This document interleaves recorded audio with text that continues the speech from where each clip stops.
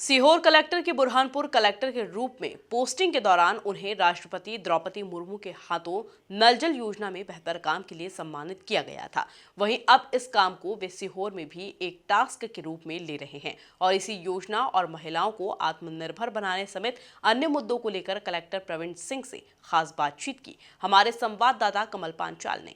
भारतीय प्रशासनिक सेवा 2012 के IAS अफसर श्री प्रवीण सिंह जी आज हमारे साथ हैं।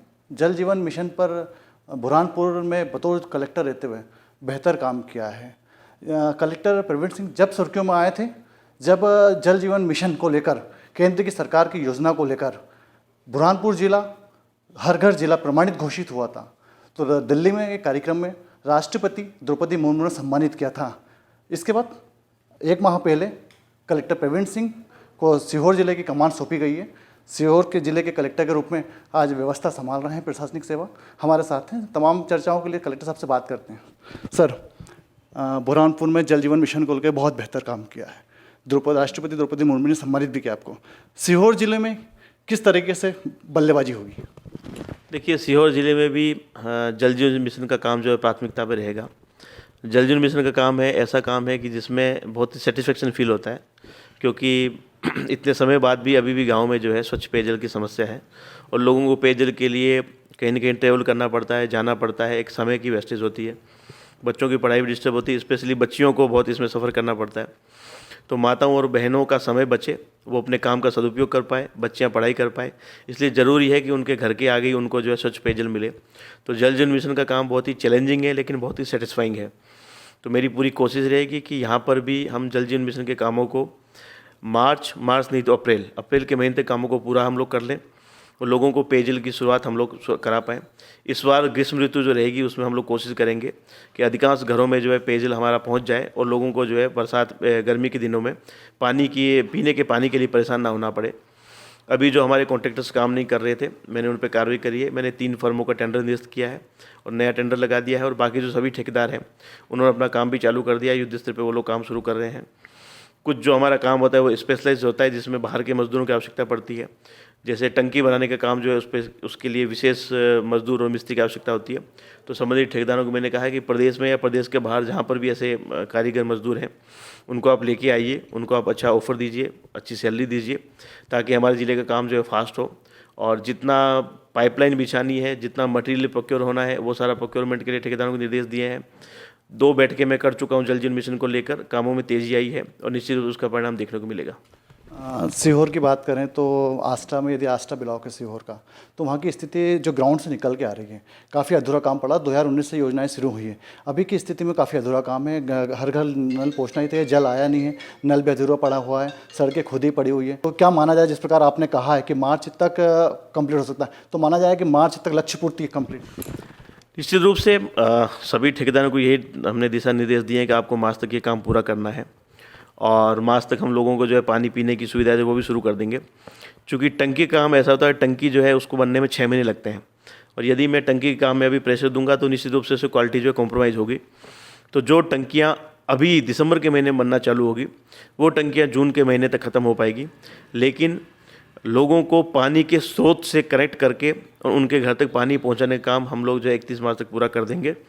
और जो अभी ख़राब काम की शिकायतें आ रही है, कहीं पर गड्ढे हैं, कहीं पर पाइपलाइन खुद ही पड़ी है, कामों में गति नहीं है, काम अधूरे पड़े हैं, वो सारी चीज़ें मैंने अपनी बैठक में सभी को दिशा निर्देश दे दिए हैं और वो लोग उसकी पालना करेंगे और जो निर्देशों की पालना नहीं करेगा उसके ऊपर आवश्यक दंड की कार्रवाई हम लोग करेंगे। बुरहानपुर में अपने बतौर कलेक्टर थे महिला सशक्तिकरण को लेकर भी कार्य किया।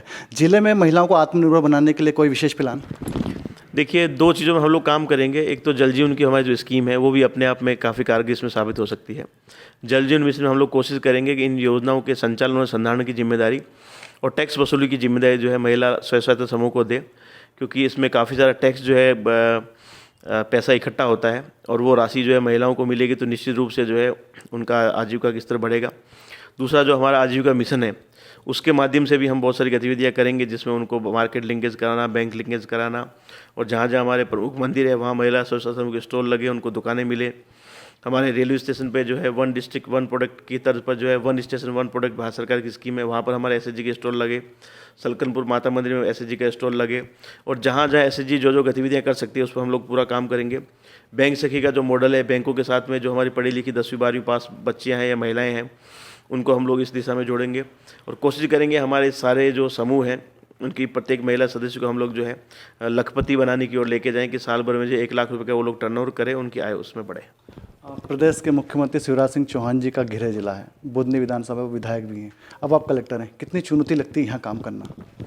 देखिए, काम करना कभी चुनौती नहीं होता है, काम करना हमेशा एक सौभाग्य होता है और मैं सौभाग्यशाली हूँ कि मुझे इस ज़िले में काम करने का मौका मिल रहा है। निश्चित रूप से चूँकि भौगोलिक क्षेत्र के रूप से ज़िला काफ़ी बड़ा है, तो मैंने मंगलवार और बुधवार 2 दिन जो है बुधनी विधानसभा के लिए फिक्स किए हैं और बाकी 4 दिन जो मैं ज़िले की बाकी जनता है उसकी सेवा करूँगा। और कोई बहुत बड़ा काम नहीं है, कामों को स्ट्रीमलाइन करने की ज़रूरत है, कुछ चीज़ें ज़रूर स्ट्रीमलाइन नहीं थी, उसको हम लोग जो है पटरी पे लेके आ रहे हैं। और जो हमारे नगरीय निकायों के पूरे काम है उसका भी मैंने रिव्यू किया है, MPUDC के कामों का रिव्यू किया है। शहरी क्षेत्र में जो काम चल रहे हैं उन पर बाद मैंने उनसे बातचीत करी है। प्रधानमंत्री आवास योजना शहरी में मकान इनकम्प्लीट थे उनके ऊपर बात करी है। अस्पतालों की व्यवस्थाओं के संदर्भ में जिला अस्पताल की व्यवस्थाओं को सुधारने का हम लोग प्रयास कर रहे हैं और जो बाकी हमारे उप स्वास्थ्य केंद्र, प्राथमिक स्वास्थ्य केंद्र और कम्युनिटी हेल्थ सेंटर्स हैं उनकी भी व्यवस्था हम लोग जो है तेज़ी से बदलने वाले हैं, चीज़ों को और अच्छा करने वाले हैं। सर, जिस प्रकार से बुरहानपुर को एक मॉडल बनाया था, सीहोर मॉडल कैसे बनेगा? देखिए, निश्चित रूप से सीहोर के बारे में अच्छी बात यह है कि ये राजधानी से लगा हुआ है और बहुत ही तेज़ी से बढ़ता हुआ शहर है।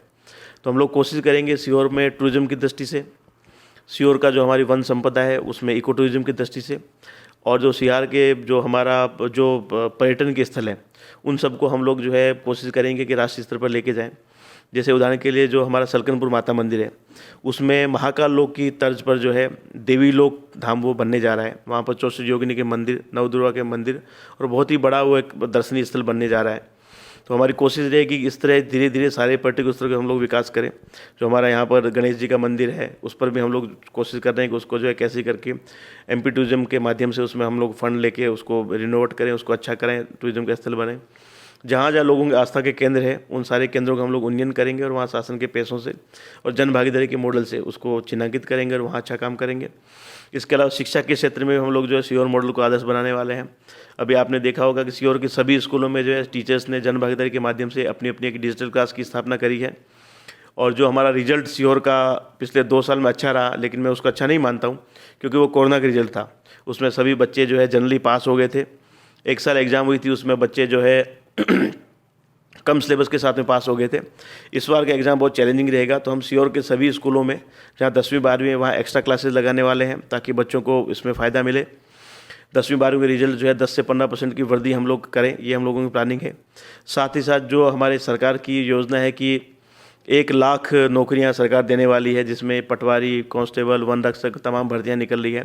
तो वो भर्तियों के लिए हम लोग जो निःशुल्क कोचिंग क्लासेस स्टार्ट कर रहे हैं। आज हमने बुधनी विधानसभा के बच्चों के लिए कोचिंग क्लासेस स्टार्ट करने की दिशा में पहला प्रयास कर लिया है और बाकी जो अन्य विधानसभाएं हैं वहाँ पर भी हम लोगों ने जगह चिन्हांकित कर ली है, कोचिंग पढ़ाने वाले ट्यूटर्स चिन्हांकित कर लिए हैं और बच्चों को जो है जहाँ पर वो रहते हैं वहीं पर ही कोचिंग उनको मिल जाए तो भोपाल और इंदौर उनको जाना नहीं पड़ेगा। उनके माँ बाप पर जो खर्चा रहता है भोपाल और इंदौर में कमरा किराए पर लो, उनके खाने पीने का खर्चा रहता है, वो सारा खर्चा उनको नहीं लगेगा।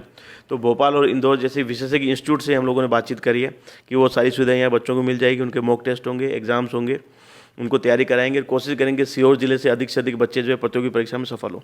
तो कुल मिलाकर कोशिश है कि सीहोर में चाहे शिक्षा हो, चाहे स्वास्थ्य हो, चाहे पर्यटन हो और बाकी तमाम जो शासकीय योजनाएं हैं उसमें सीहोर को उत्कृष्ट बनाने की और मॉडल जिला बनाने की मेरी पूरी कोशिश रहेगी। सर, अंतिम सवाल, अभी आपने कोरोना की बात निकली, वापस कोरोना दस्तक दे रहा है, चीन के हालात आपके सामने हैं।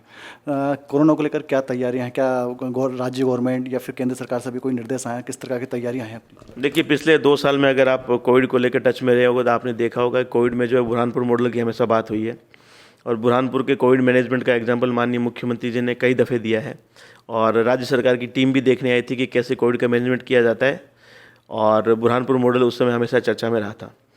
रही बात सीहोर जिले की, सीहोर जिले में हम लोग कोशिश करेंगे जैसी परिस्थिति रहेगी उसी हिसाब से निर्णय लेंगे। वर्तमान में चूँकि शासन से ये गाइडलाइन हमको प्राप्त हुई है कि जो भी नए केसेज आएंगे उनकी सैम्पलिंग हो और सैम्पलिंग होंगे उनकी जो है RT-PCR जीनोम सीक्वेंसिंग हमको करानी है और ये देखना है कि जो वेरिएंट पाया जा रहा है वो वर्तमान वेरिएंट से मिलता है या कोई अलग है। फिलहाल हम लोग जो है कोविड सैम्पलिंग पे ध्यान दे रहे हैं और यदि केसेस बढ़ेंगे तो उसके बाद quarantine, isolation, Covid care centre, ICU तमाम सारी व्यवस्थाएं जो हमको करनी होती है वो करते हैं। बॉर्डर के ऊपर कोई मैनेजमेंट करना होगा जहाँ से केसेस ज़्यादा आ रहे हैं वो हम लोग करेंगे। प्राइमरी स्क्रीनिंग, रेट और तमाम सारी चीज़ें हैं जो कोविड में करी जा सकती है, वो सारी चीज़ों पे हम लोग काम करेंगे। फिलहाल सिर्फ और सिर्फ हम लोग सैम्पलिंग की व्यवस्था कर रहे हैं और उनके जो सैंपल्स पॉजिटिव पाए जाएंगे उनकी RT-PCR जीनोम सीक्वेंसिंग हम लोग करवाएंगे।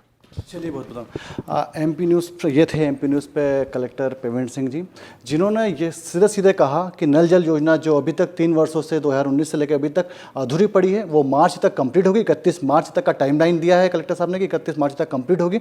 इसके बाद में बुरहानपुर की तरह सीहोर मॉडल बनाने की भी तैयारी है। जो यहाँ के तीर्थ स्थल हैं उनको उच्च स्तर पर ले आने की तैयारी है। और कुल मिला के सीहोर को अब बुरहानपुर मॉडल बनाने के लिए कलेक्टर प्रवीण सिंह प्रतिबद्ध हो चुके हैं।